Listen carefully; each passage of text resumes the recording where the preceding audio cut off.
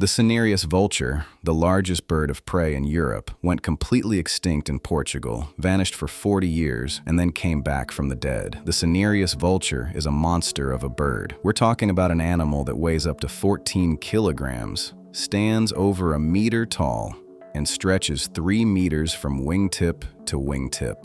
10 feet. Bird watchers call it a flying plank of wood because of the way it holds those massive rectangular wings perfectly flat and rigid in flight, like a dark board cutting across the sky. It can live up to 40 years in the wild, soar at extreme altitudes thanks to specialized hemoglobin that absorbs oxygen in thin air, and its stomach acid is so powerful it neutralizes anthrax, botulism, and salmonella. This bird is an apex scavenger. While griffon vultures number around 30,000 pairs in Spain, the cinereous vulture is far rarer. Just 3,000 breeding pairs hold 96% of Europe's population. And by the early 1970s, Portugal had driven every single breeding pair to extinction. Here's where it gets interesting. In 2010, something unexpected happened. 2 breeding pairs of cinereous vultures quietly established themselves in the Tejo International Nature Park, right along the Spanish border. Nobody reintroduced them, nobody released them from a breeding program, they just showed up. After 4 decades of absence, the largest raptor in Europe decided Portugal was worth another shot. To understand why this matters, you need to understand what happened when they disappeared, and not just in Portugal. The global story of vulture collapse is one of the most underreported ecological disasters of the modern era. In India, a cheap veterinary painkiller called Diclofenac wiped out over 97% of the vulture population. Despite India banning it in 2006, Spain legally approved it in 2013. Less than 1% of available carcasses needed to contain the drug to cause that level of devastation. Safe alternatives like meloxicam exist, but switching requires political will. When the vultures vanished, carcasses piled up everywhere. Feral dog populations exploded because suddenly there was food everywhere. But dogs are terrible scavengers compared to vultures. They leave flesh rotting on the bone. Bacteria proliferated, pathogens entered the water supply, human death rates rose. An estimated 47,000 additional rabies deaths occurred. That's what happens when you remove nature's cleanup crew.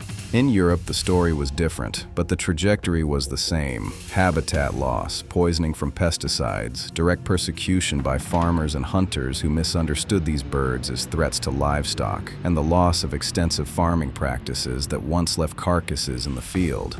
By 1973, Spain, which holds about 96% of Europe's entire cinereous vulture population, was down to just 206 breeding pairs. Portugal had 0. So those 2 pairs that showed up in 2010 were significant. In 2012, another pair nested in the Douro International Nature Park. In 2015, the first chick was born in Herdade da Contenda, down in the Alentejo region, marking the species' return to southern Portugal. Slowly, tentatively, colony by colony, the cinereous vulture was reclaiming its former range. But natural recolonization is fragile, it's slow, and it's vulnerable to things no bird can control. That's why, in September 2022, the LIFE Aegypius Return project launched with a budget of €3.7 million, co-financed by the European Union. The goal was ambitious, but clear. Double the breeding population from around 40 pairs in 4 colonies to at least 80 pairs in 5 colonies by 2027, and downgrade the species' national status from critically endangered to endangered. The project brought together an impressive coalition. The Vulture Conservation Foundation leads it, working alongside Palombar, the Portuguese Society for the Study of Birds, the Liga para a Proteção da Natureza, Rewilding Portugal, and even Portugal's National Police Force, the GNR. That last one matters because 2 new anti-poisoning dog units were established specifically to combat illegal wildlife poisoning, one of the top killers of vultures across Europe.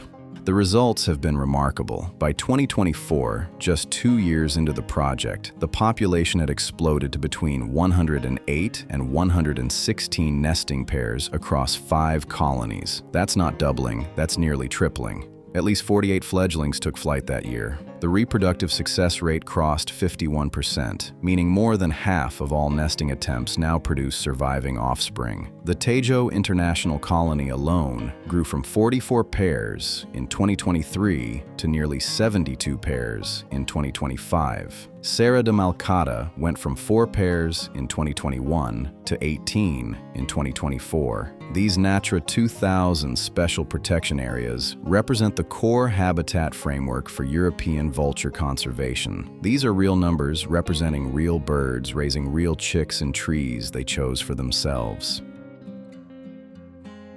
But here's the part of this story that keeps conservationists up at night. Since 2023, about 50 cinereous vultures have been fitted with GPS transmitters for monitoring. Of those 50, 10 are already dead, 4 from natural causes, 3 still under investigation, and 3 directly from human activity, 1 poisoned, 1 shot, and 1 killed by collision with a power line. That's a 20% mortality rate among tracked birds. Then there are the threats you can't tag or arrest. In August 2025, devastating wildfires hit the Douro International Nature Park, home to Portugal's smallest and most fragile colony, with just 8 breeding pairs. At least 1 chick died, 2 nests were completely destroyed, 6 others were damaged. It only takes 1 catastrophic event to erase years of progress. The expansion of renewable energy creates another paradox. Wind turbines and solar parks are essential for fighting climate change, but they're being built near vulture colonies. Turbine blades kill birds through collision, power lines cause electrocution, and solar installations render vast feeding areas useless. The very infrastructure meant to save the planet can destroy the species trying to live on it. Then there's the Diclofenac problem, which hasn't gone away. A fledgling cinereous vulture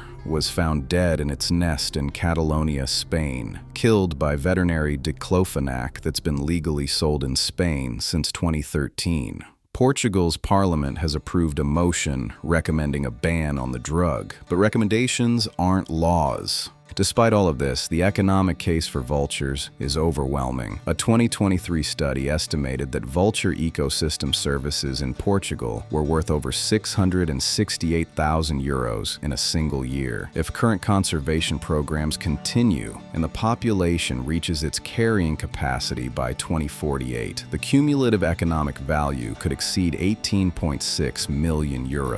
In Spain, using vultures for natural carcass disposal could save $50 million annually and prevent an estimated 77,000 metric tons of CO2 emissions every year. Every ton of animal carcass that a vulture eats is a ton of biomass that doesn't need to be collected, trucked 500 kilometers, and incinerated. There's a small story within this larger one that captures something essential. In the mountains of Serra da Malcata, 2 field technicians from Rewilding, Portugal, came across a young cinereous vulture standing on a dirt road, visibly frail and weak. They rescued it, rehabilitated it, and eventually released it back into the wild. They named it Fado, after the Portuguese musical tradition of longing and fate. The return of a bird named Fado. There's something almost too perfect about that.